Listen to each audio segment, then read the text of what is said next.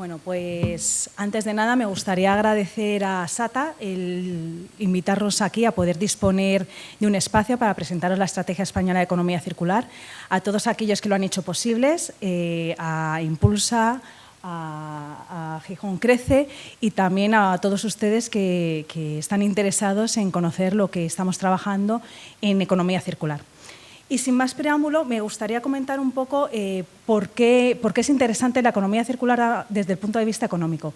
Indudablemente, todas las grandes corporaciones, pues es verdad que están llamadas a hacer una serie de memorias dentro de la responsabilidad social empresarial y esta responsabilidad les obliga también a incluir cuestiones de carácter ambiental.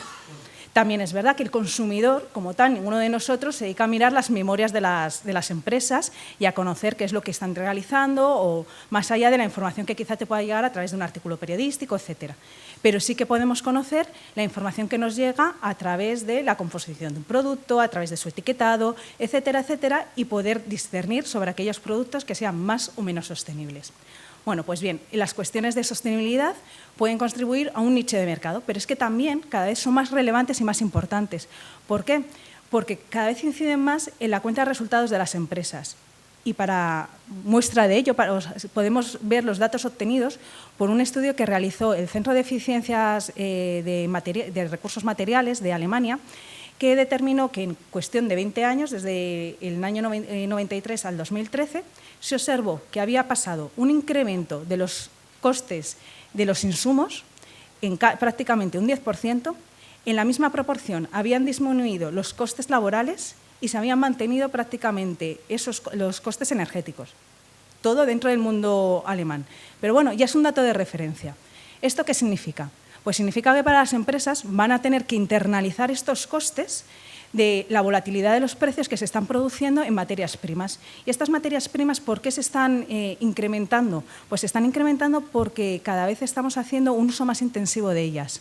Un uso que a partir del año 1850, más o menos con la revolución industrial, con la aceptación de un tipo de economía basada en los principios de Adam Smith, vemos que es una economía muy basada en la compra de productos, en la disposición, en una tipología de comportamiento del consumidor y que está teniendo una incidencia negativa sobre los recursos, especialmente a partir de los años 50. ¿Por qué? Pues porque a partir de los años 50 se crea una estabilidad geopolítica a nivel mundial, en mayor o menor medida según las regiones, y esto estaba provocando que haya un mayor comercio, una mayor cantidad de transacciones y, por tanto, un mayor uso de estos recursos. Estos recursos se cifran que más o menos en el siglo XX se han multiplicado aproximadamente por 8, pero de una forma desigual según las materias. Tenemos materias como puedan ser las ligadas al mundo de la construcción, a los áridos, etcétera, que se han multiplicado por 34. Minerales, por 27. Materias primas basadas en ciclos de carácter biológico, por 3,6. Compuestos fósiles, por 12. Indudablemente, esto está provocando que en el mundo o en los grandes mercados de materias primas haya una fluctuación de precios. Fluctuación que deben asumir las empresas, pero no solo internalizar ese coste y trasladarlo dentro de la cadena de precio, sino que además tienen otro problema, que yo cuando me proveo de materiales tengo que prever los costes y los costes con los que yo tengo que trasladar después a posteriori, con lo cual lleva una serie de dificultades añadidas. ¿Qué es lo que además está asociado? Pues indudablemente existe un binomio, que es el binomio material-energía. ¿Qué significa? Que indudablemente también el uso de recursos muchas veces está ligado a un uso energético. Esto que ha conllevado a que el número también de gases de efecto invernadero se ha multiplicado por 13, con los costes que tiene también, actualmente al internalizar o al existir esta lucha contra el cambio climático. Entonces, todas estas cuestiones han sido un elemento para empezar también a trabajar en cuestiones económicas desde el punto de vista ambiental. Porque hasta el momento, desde el punto de vista ambiental, sí que había habido grandes voces de la necesidad de trasladar todas las cuestiones de sostenibilidad. ¿Y estas grandes voces cuáles habían sido? Pues habían sido desde el informe de Brundtland, la Agenda Río, Doha y actualmente la Agenda de Desarrollo Sostenible. Agenda que no solo incluye cuestiones económicas, o ambientales, sino que incluye lo que se conoce ahora como las 3 patas de la sostenibilidad, es decir, la parte social, la parte económica y la parte ambiental. Entonces, que a nivel europeo se decide que es necesario introducir todas las cuestiones de la economía circular dentro también del Plan Juncker. Y un poco por lo que hemos comentado. Además, ¿qué se prevé? Se prevé obtener una resiliencia tanto económica como ambiental. ¿Qué es lo que se espera? Por un lado, un incremento, una mejora económica que cifran para todo el entorno europeo de Europa de los 28 de 1 billón de euros, gracias, en cierta forma, al ahorro de materiales, que cifran más o menos en unas 600.000... no. Esta. En unas 600.000 toneladas, o 600 millones de toneladas. Y creen que va a afectar a más de medio millón de empleos en Europa. Desde nuestro punto de vista, quizá desde el punto de vista social, lo que se va a producir fundamentalmente va a ser un enverdecimiento de los puestos de trabajo. Cada vez va a ser más necesario tener unos conocimientos ambientales e incorporar todas las cuestiones relativas a sostenibilidad, a economía circular y a otras muchas dentro de los diferentes puestos de trabajo. Desde el punto de vista europeo, se pretende, con el plan de acción que ponen en marcha en el 2015 y las 54 medidas que tiene, el poder dar respuesta a todas las agendas multilaterales que existen a nivel internacional. Agendas que trabajan sobre varias cuestiones. Unas son el cambio climático, con la COP de París, con la COP21. Otras son cuestiones relativas a la Agenda de Desarrollo Sostenible y, por otro lado, en el G7, todo relacionado con el tema de la eficiencia de los materiales, un poco en conexión con esos problemas de volatilidad. ¿Y por qué existen también estos problemas a nivel internacional? Bueno, pues porque indudablemente están empezando a haber muestras de deterioro desde el punto de vista de la sostenibilidad. Se considera además que se pueden ir agravando como consecuencia de los flujos migratorios. Estos flujos migratorios en su inicio eran flujos que se producían sur-norte, ahora cada vez van en todas las direcciones, crean grandes problemas. Además va a haber unos crecimientos poblacionales con unas necesidades. Ahora pasamos. Aquí nos quedamos. Bueno, pues perdonad. Y en estos flujos, o sea, va a haber un crecimiento de la población. Entonces, este crecimiento de la población va a necesitar más alimentos, más agua, más energía, que van entre un 30 y un 50%, dependiendo un poco de la tipología de recurso. Entonces, a nivel europeo se decide que se quiere abanderar todas las cuestiones ambientales y eso significa empezar a introducir una serie de medidas en economía circular. Sobre las que se van a trabajar son las que veis un poco en la pantalla, que serán un poco las que nosotros utilicemos como base para adaptarlas a la idiosincrasia propia de nuestro territorio y a trabajar sobre las mismas. Entonces, ¿qué es lo que hacemos a nivel Estado? Pues a nivel Estado empezamos a trabajar en un documento y este documento tiene bastante aceptación por el mundo productivo. ¿Cómo lo sabemos? Pues aparte de que nos estáis llamando a montones de charlas o jornadas, sobre todo por el número de contribuciones que hemos tenido al documento. Tenemos que pensar que es un documento que no es normativo y a pesar de ello hemos recibido en todo el proceso de participación pública más de 2.300 contribuciones. Esto, el que es funcionario y conoce, no es lo usual. Por otro lado, y esto en un solo mes, o sea, muchas asociaciones y demás.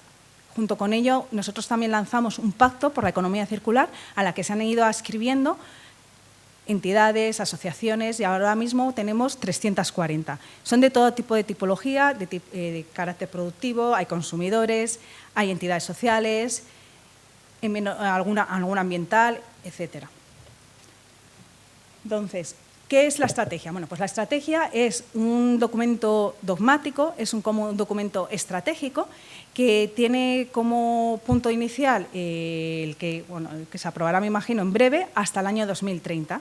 ¿Y cómo se va a realizar o cómo se va a conseguir o materializar? A través de los distintos planes. Los planes de acción de carácter trienal, que en estos planes se recogen todas las medidas y actuaciones propuestas por la Administración General del Estado, en muchos casos ayudada en algunas medidas por las comunidades autónomas o por la Federación Española de Municipios y Provincias, para intentar impulsar y apoyar la economía circular. El documento finalmente acabará apareciendo como 2 documentos. Inicialmente estaba dispuesto en uno solo, pero como un poco respuesta a esas sensibilidades que se han ido mostrando, se va a separar en 2. ¿Y qué es lo que dice la estrategia? Bueno, pues la estrategia se basa fundamentalmente se va a introducir un objetivo primordial. Y este objetivo va a ser el mejorar la productividad de los materiales en un 30%, tomando como año de referencia el año 2015. ¿Por qué es necesario ello? Pues bueno, nosotros en España se ha considerado la necesidad de trasladar o de introducir todas las cuestiones de economía circular por 2 cuestiones. Una de ellas es por la huella ambiental. Es verdad que España, en comparación con otros países de nuestro entorno económico, con nuestras mismas características y demás, no quedamos excesivamente mal parados, pero sin embargo en España tenemos un problema de recursos. Cuando nosotros bajamos al binomio de biocapacidad, observamos que no es un binomio o los resultados arrojados no son excesivamente favorables a nuestro país, por una realidad, que nosotros no disponemos de tantos recursos como puedan disponer otros países. Con lo cual, el adoptar una economía circular, el adoptar una economía basada en principios sostenibles, en mejorar el rendimiento de nuestros productos, en trabajar sobre los servicios, etcétera, pues es un conjunto de elementos que van a favorecer a nuestro entorno, desde el punto de vista tanto económico como desde el punto de vista ambiental. Y para ello, ¿qué es lo que se va a hacer? Bueno, pues este objetivo se va a asentar sobre otros 12 objetivos. Estos 12 objetivos van a ir desgranando los 3 elementos o las 3 políticas que hemos hablado antes, que recordemos: política económica, política social y política ambiental. ¿Qué tenemos entonces? Bueno, pues desde el punto de vista ambiental hay que trabajar sobre las cuestiones de sostenibilidad. Y ello significa, por ejemplo, todo el mundo de los plásticos, que ahora tanto está en boga. ¿Por qué? Porque se va a trabajar desde el punto de vista de mantener los recursos, tanto los recursos terrestres como los recursos marítimos. Existen cada vez más cifras. Por ejemplo, el Banco Mundial considera que la pérdida de recursos a nivel mundial puede afectar a 10 millones de dólares en los próximos 20 años, con lo cual es interesante el poder mantener y trabajar en pro de la sostenibilidad. En el mundo plásticos, pues ¿qué es lo que pasa? En el mundo plásticos, como todos sabemos, pues está ahora mismo en cartelera, está en las conversaciones de todos, están en los artículos de periódicos, etcétera. ¿Por qué? Porque ha habido distintas llamadas de atención el elevado número de plásticos y microplásticos, etcétera, que hay fundamentalmente dentro del medio marino. Esto ha llevado a una serie de movimientos y estos movimientos pues, se están trasladando también en el mundo administrativo, en las agendas políticas, etcétera. El ejemplo más claro de lo que está sucediendo, bueno, pues la Directiva SUB. La Directiva SUB lo que va a hacer es restringir en la puesta en el mercado de determinados tipologías más que tipologías de plásticos, determinados usos del plástico. ¿Por qué? Porque se ha observado que muchas de las contaminaciones terrestres de los plásticos vienen de las zonas de playa. Entonces, para todos aquellos comunidades, poblaciones que vivís del mundo, que vivís cara al mar, cara a todas las actividades marinas, pues sois los más interesados en poder seguir manteniendo una actividad pesquera, en poder mantener una actividad turística, el poder tener una salubridad de vuestras aguas, etcétera, bueno, y de todos, de las aguas, etcétera. Entonces, se van a trabajar sobre aquellos elementos o sobre aquellos productos que hay un mayor abandono en las playas. Y es una normativa que ya está prácticamente en su final de tramitación. En el tema de plásticos, ¿qué más se va a trabajar? Pues se van a intentar eliminar todos los plásticos que, como consecuencia del proceso de degradación, a través de la vía de la usodegradación, pues conllevan a una serie de problemas de carácter de sostenibilidad. ¿Por qué? Porque muchos de ellos tienen una serie de componentes que influyen, que son disruptores funcionales, que son elementos teratogénicos, citogénicos, etcétera, que pueden llevar a una serie de problemas. ¿Qué otros elementos sobre los que se quiere trabajar? Bueno, pues se quiere trabajar sobre el ecodiseño. Y el ecodiseño es, para mi gusto, la pieza fundamental de la economía circular. Sin el ecodiseño no vamos a hacer nada. ¿Por qué es importante el ecodiseño? Porque el 80% de los impactos de un producto se encuentran en el ecodiseño, se deciden en el ecodiseño.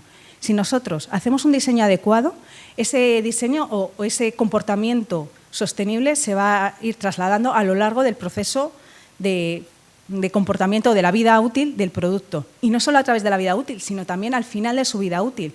Porque recordemos que la economía circular lo que busca es mantener los productos en uso. O sea, lo que se intenta es evitar el seguir manteniendo una economía basada en producir, consumir y tirar. ¿Qué es lo que queremos? Mantener esos materiales en su uso, bien en su primer uso o su recircularización. Eso supone que primero tenemos que trabajar en alargar la vida útil de los productos, en evitar la obsolescencia, ya bien sea la obsolescencia programada, las obsolescencias técnicas, las adquiridas, todas las tipologías que vienen asociadas a la misma. Para ello, pues, es quizá el elemento sobre el que menos se ha avanzado desde el punto de vista europeo, pero que están buscando lo que llaman ellos los policy makers en ver por dónde se puede ir avanzando para hacer esta lucha que ya se ha conseguido para determinados elementos. Luego después también se quiere mejorar la reparabilidad. Entonces ya, por ejemplo, en el mundo de la automoción se les ha obligado a que existan piezas durante un proceso o sea, durante al menos 10 años después de la fabricación de un modelo concreto. Se quiere trabajar también sobre los materiales, sobre que estos materiales no tengan sustancias peligrosas. ¿Por qué? Porque estas sustancias peligrosas no pueden afectarnos no solo durante la vida útil del producto, sino que también una vez que este producto se desecha y se reincorpora de nuevo a la economía, desconocemos en qué proporción lo está haciendo. Es verdad que puede haber una dilución o una disolución de la sustancia peligrosa en sí misma, pero esa sustancia, ese plástico futuro, si va a estar en contacto con alimentos, si no lo va a estar, etcétera, tenemos que conocerlo. Y en ello pues, hay que trabajar. ¿Por qué? Porque hay plásticos que fundamentalmente aditivos, que son los que más asociados están a determinadas preocupaciones ambientales o preocupaciones de carácter de la salud humana, pues nos pueden afectar. Entonces hay que trabajar, hay que innovar, hay que seguir investigando, hay que mejorar la reciclabilidad, pero todo esto en modelos que sean escalables, en modelos que sean comercialmente viables y, bueno, conociendo también que existe un agotamiento de los recursos, que no siempre se va a poder alcanzar el 100% de la circularidad. Dependerá, habrá materiales en los que sí que habrá mayor proporción y en otros en menor proporción. Hay que intentar, dentro de la tecnología y de los conocimientos actuales, llegar a los máximos. Y todo ello en base a cómo se trabaja. Bueno, pues nosotros desde el punto de vista de los residuos tenemos una máxima que es en donde descansa toda la filosofía de la gestión de los residuos, que es la jerarquía de residuos. Esta jerarquía de residuos trabaja, prioriza cómo se tiene que actuar con un producto. ¿Qué es lo primero que hay que hacer? Generar menos residuos. Hay que pensar cómo se genera menos residuos. ¿Qué es lo que responde la economía circular? Pues aparte de trabajar en los materiales, también quiero desacoplar la economía. Y para desacoplar la economía busco los servicios, busco introducir o mejorar nuestro Producto Interior Bruto, dando valores a los productos, pero no bajo la producción, sino bajo el modelo de servicio. Ejemplos ya empiezan a haber muchos. Si miramos a nuestro alrededor, ya son muchos sectores que cada vez van más hacia este modelo de servitización. Yo no solo te vendo el producto, te vendo el mantenimiento o te vendo un producto a X años. En el mundo de la automoción, constante. En el mundo, por ejemplo, ahora de determinadas herramientas, de todos aquellos tipos de instrumentos, aparejos, aparatos eléctricos, etcétera, que no tienen un uso continuado en nuestros hogares, cada vez existe más este tipo de modelos. ¿Qué trabajamos luego a continuación? La reutilización. Esta reutilización significa aplicar una serie de operaciones sencillas para volver otra vez a poner el producto dentro del mercado.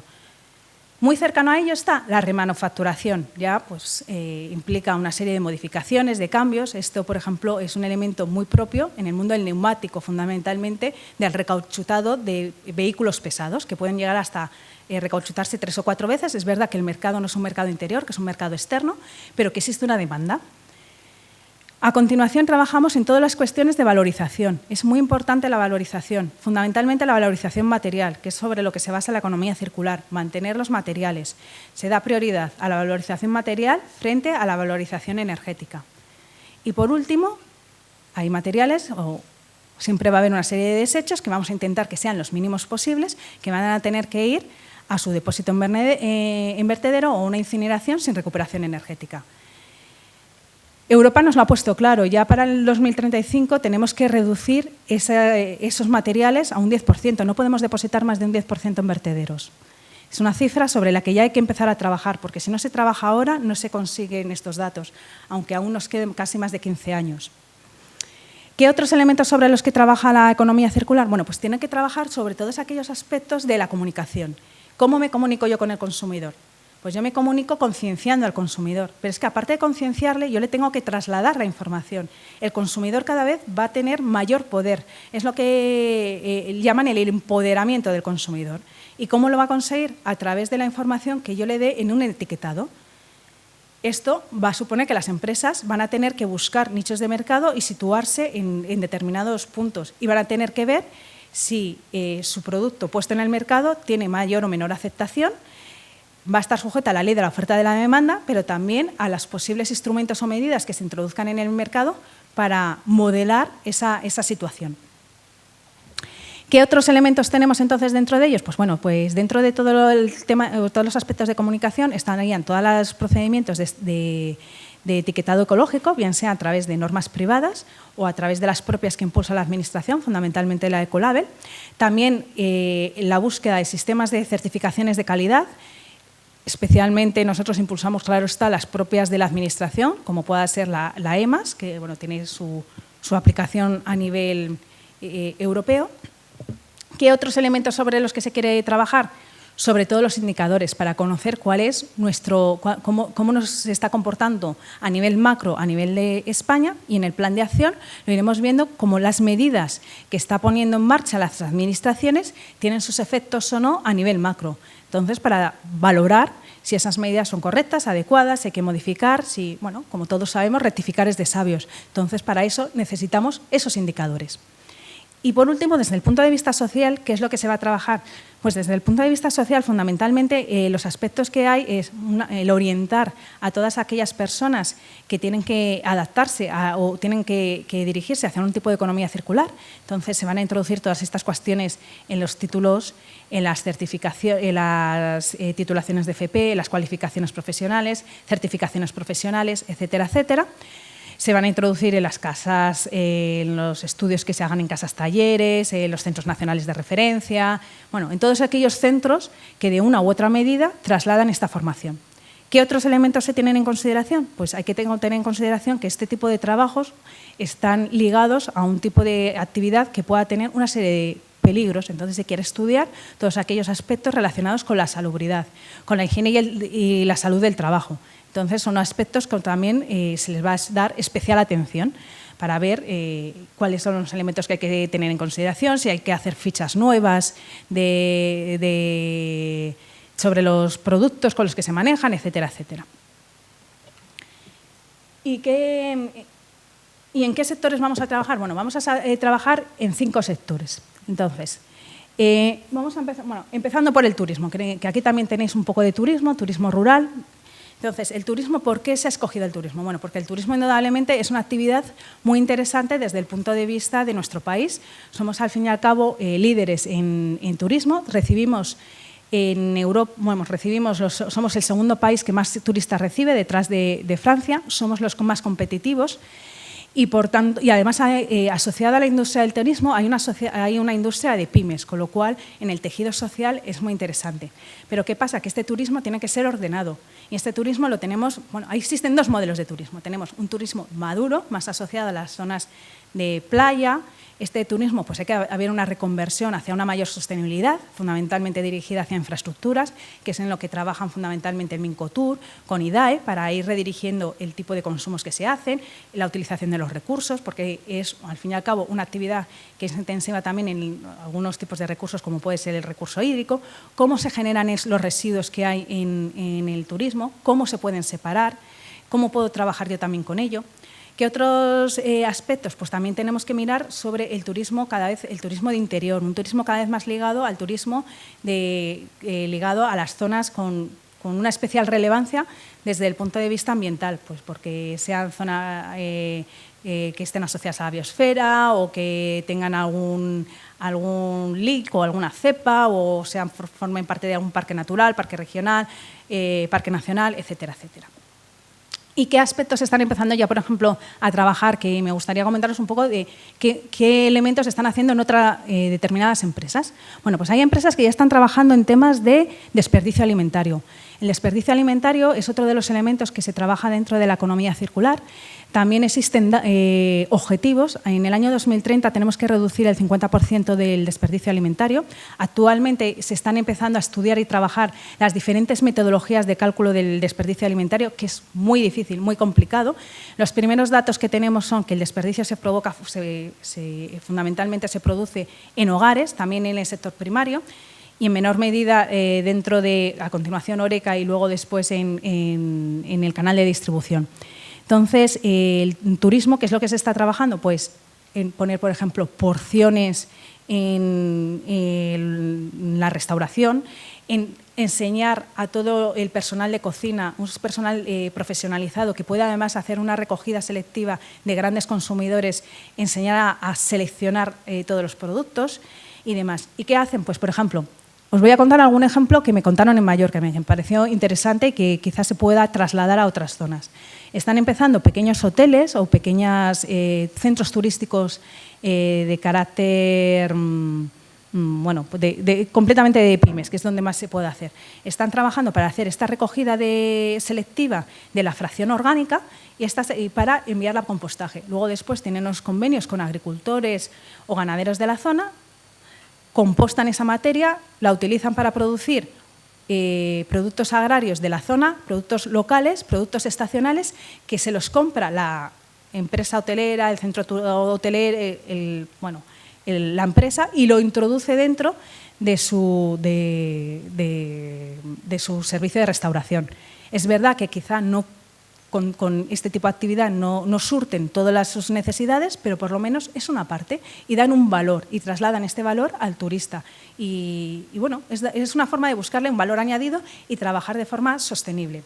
¿En qué otras cosas se está trabajando, por ejemplo, en turismo? Pues ya las grandes cadenas hoteleras también están trabajando en cómo disminuir los plásticos. Por ejemplo, en las zonas de recreo, las zonas asociadas a la zona de piscina, etcétera. Todos esos productos plásticos de un solo uso, ¿por qué materiales? Y ir sustituyéndolos. ¿Cómo ir orientándolos? Son pequeñas medidas, pero que son muy útiles. A veces, pequeñas cosas nos producen un efecto mucho mayor que otras medidas de grandes inversiones. ¿En qué más elementos están trabajando dentro del turismo? Pues también están trabajando dentro de todo el tema del mobiliario. Bueno, pues cada vez hay mayor empresas de servitización con el tema del mobiliario, fundamentalmente con colchones, que bueno, tienen que tener una renovación mucho más interesante. Entonces, las empresas que hay detrás de mobiliarios están cambiando el modelo económico o el modelo de un modelo que simplemente es de venta y un servicio de postventa mayor o menor intensificado a cada vez más un modelo de servicio. Seguimos con los sectores. Sector agroalimentario. Bueno, pues el sector agroalimentario se ha escogido porque en España el sector agroalimentario tiene muchísima importancia. Es un sector que se ha comportado muy bien en la crisis, que suele tener casi siempre una balanza comercial positiva y además tiene otra serie de externalidades positivas. ¿Por qué? Porque es un sector que acoge el 70% de los productos que se producen a nivel interno y son transformados dentro de nuestro propio territorio. Bueno, y diremos, ¿y a mí qué? ¿No? Bueno, pues a mí qué no. A mí qué sí que me interesa porque resulta que gracias a que existe industria agroalimentaria, muchas zonas rurales pueden mantener una serie de población. O sea, permite una vertebración del territorio.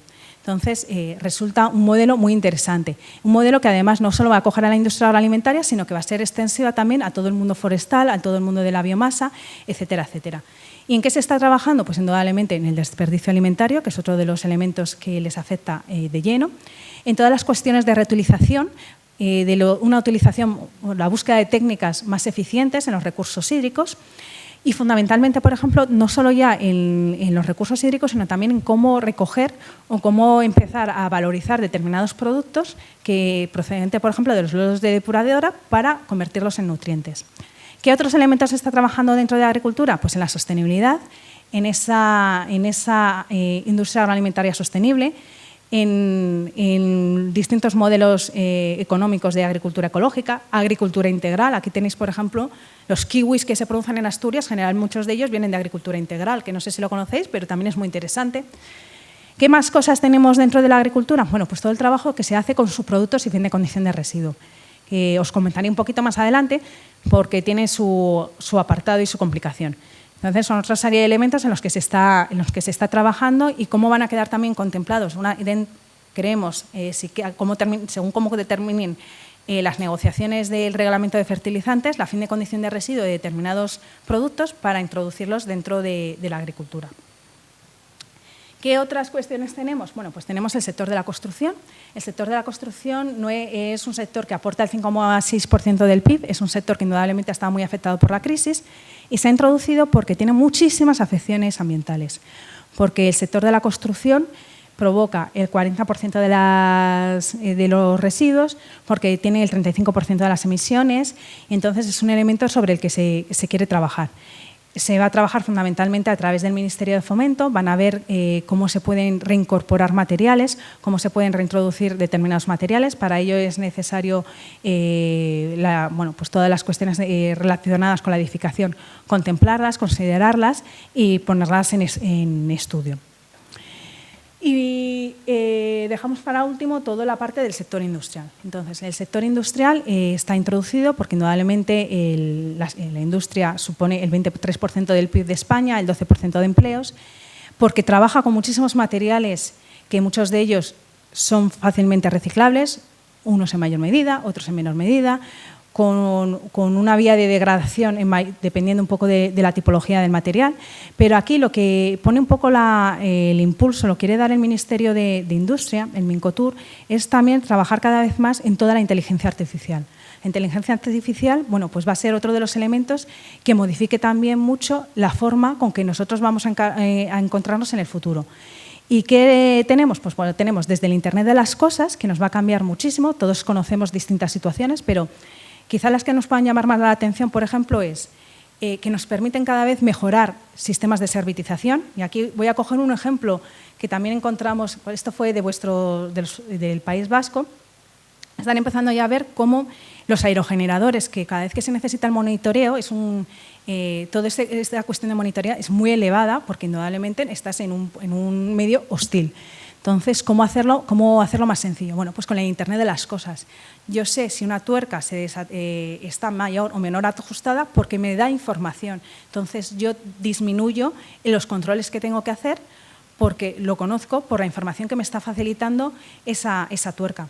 Mundo de la automoción. Bueno, pues en el mundo de la automoción, todo el tema de los vehículos, por ejemplo, todo el tema del transporte. El transporte ahora mismo, todos los transportes ya tienen pequeños ordenadores acoplados, pero es que en el transporte nosotros sabemos si va a empezar a fallar una pieza, de forma que yo maximizo el número de horas que tengo un camión en uso, porque no es necesario hacer un mayor número de revisiones, sino que el ordenador que llevan a bordo me va a dar información de la situación del camión, si va a fallar algo, y antes de que falle, yo en carretera voy a poder hacer los arreglos que necesite. ¿Esto qué se va a suponer?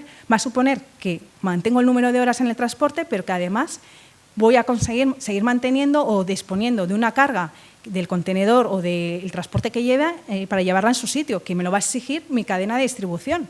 Me va a exigir el que yo mantenga unos plazos. Entonces, permite maximizar el trabajo.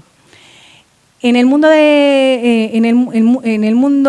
agro o en la economía azul, ejemplos también, que esto lo está utilizando la Administración y vosotros sois conscientes que sois una región pesquera, o sea, los TAC.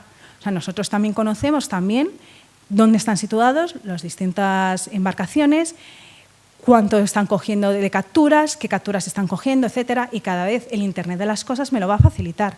Entonces, el Internet de las cosas es un elemento que se utiliza, que además viene acompañado del Big Data, que me da más información, me permite hacer modelizaciones y me permite hacer cada vez gestiones mayores y mejores. Y esto, bueno, es una realidad que ya estamos viviendo. ¿Qué otras cosas tenemos aquí dentro? Pues todo el mundo de la robótica. Pues bueno, aquí pues ya con sus más, sus menos y demás, y con las problemáticas que puedan venir asociadas. Y por último, me gustaría comentaros un poco el 3D, que comentábamos ayer con Jacinto, ayer por la noche, y el 3D va a ser una verdadera revolución, las impresoras de 3D, y además muy asociadas al mundo de la economía circular. ¿Por qué? Porque el 3D va a ser un elemento, o sea, para mi gusto va a ser, y esto lo digo desde mi punto de vista personal, va a ser completamente disruptivo. Si realmente es una tecnología que avanza y se queda con nosotros, cambiará completamente el modelo de producción. Yo voy a ser mi propia fábrica. Yo en mi casa me voy a fabricar las cosas. Si yo me fabrico las cosas, ¿qué voy a necesitar?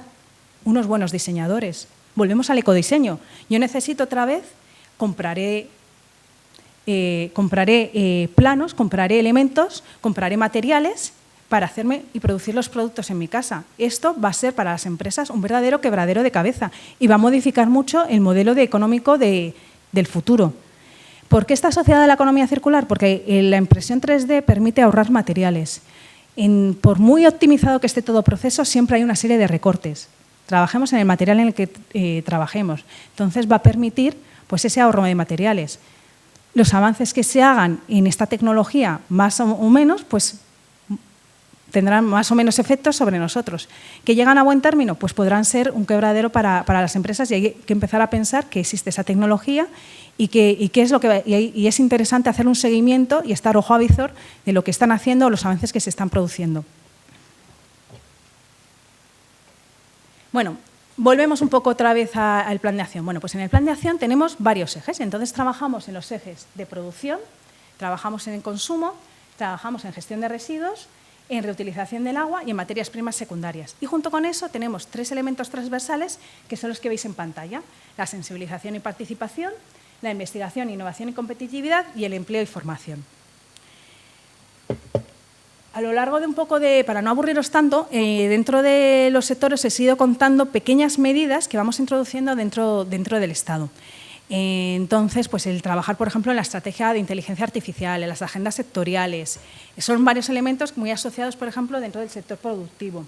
También todas las cuestiones ligadas a la sostenibilidad en la industria agroalimentaria, a la utilización de biomasas, etcétera.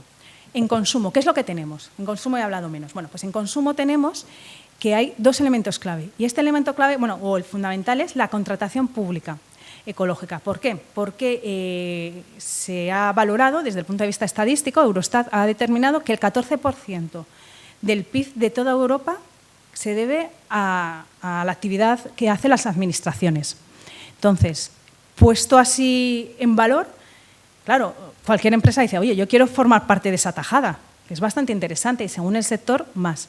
Entonces, ¿qué es lo que se quiere? Pues ir reenfocando ese tipo de contratación a un modelo de contratación más económica. El ir exigiendo dentro de nuestras licitaciones el que se incluyan cada vez aspectos ambientales. La ley de contratos se ha modificado y con esa ley de contratos pues ya podemos empezar a trabajar con el tema, con las cuestiones ambientales. ¿Qué hemos hecho? Bueno, pues hay un plan de contratación pública ecológica sobre la mesa. Este plan de contratación trabaja sobre los aspectos que ya están trabajados a nivel europeo. Para que conozcáis siempre, todas las cuestiones con las que trabaja la Administración son transparentes. Es muy, muy interesante que vosotros, en función de vuestro tipo de negocio, de modelo de económico, etcétera, etcétera, miréis qué es lo que se está haciendo en Europa, qué es lo que se está haciendo en España, porque esos datos y esa información la vais a tener en las páginas web. Y además no solo eso, sino que también tenéis que pensar en lo que nos puede venir, en qué elementos se van a ir introduciendo. ¿Y cuáles son estos elementos? ¿En qué tengo yo que mirar? Bueno, pues hay que mirar en política de producto dentro de la Unión Europea. Y en política de producto nosotros tenemos varios elementos. Tenemos la directiva de ecodiseño. Esta directiva, ¿qué es lo que hace?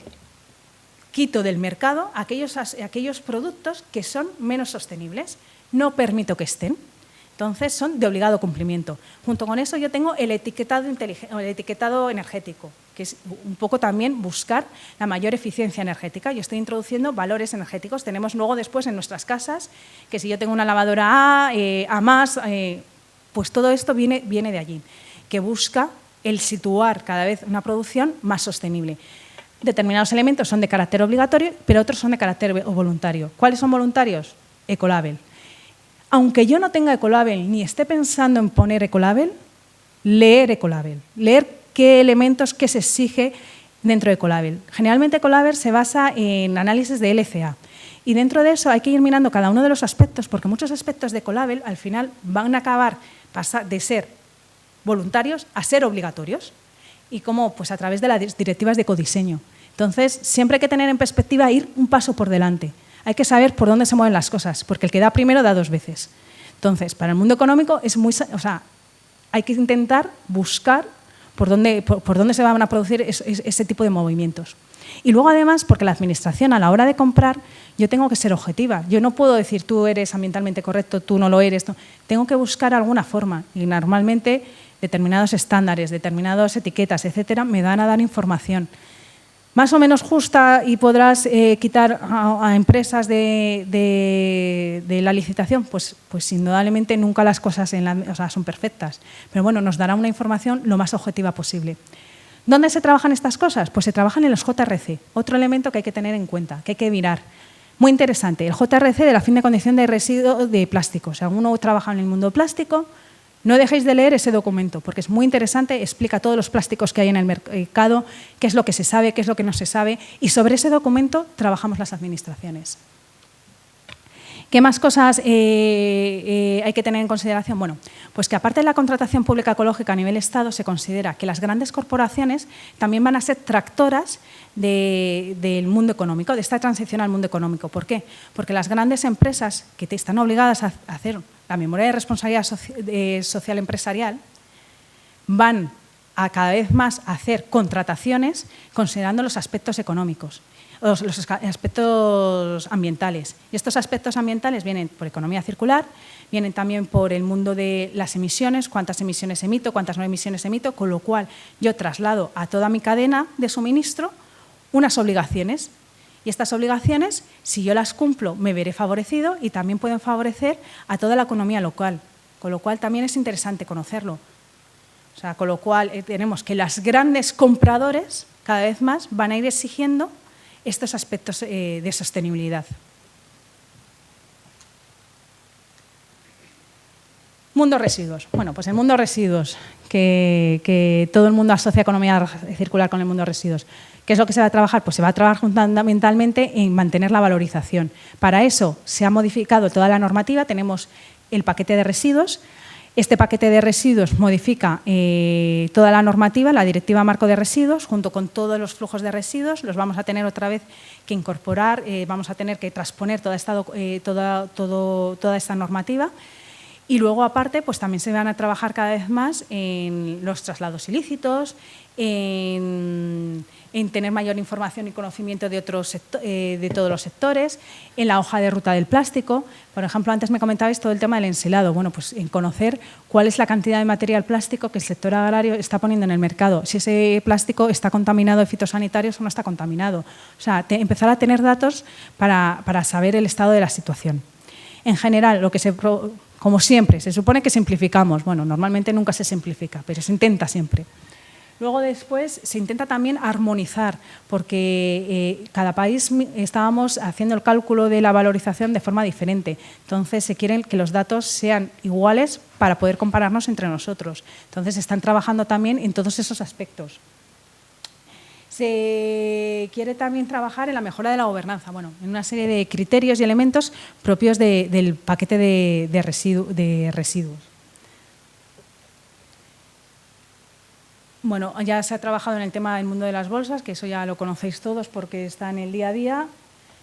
En las materias primas secundarias. Bueno, las materias primas secundarias quizás es la estrella de toda la parte de la economía circular. Es bastante complejo. Os recomiendo que os leáis con detenimiento artículo 4 y artículo 5, especialmente si sois alguna empresa que en algún momento vais a querer optar por subproductos.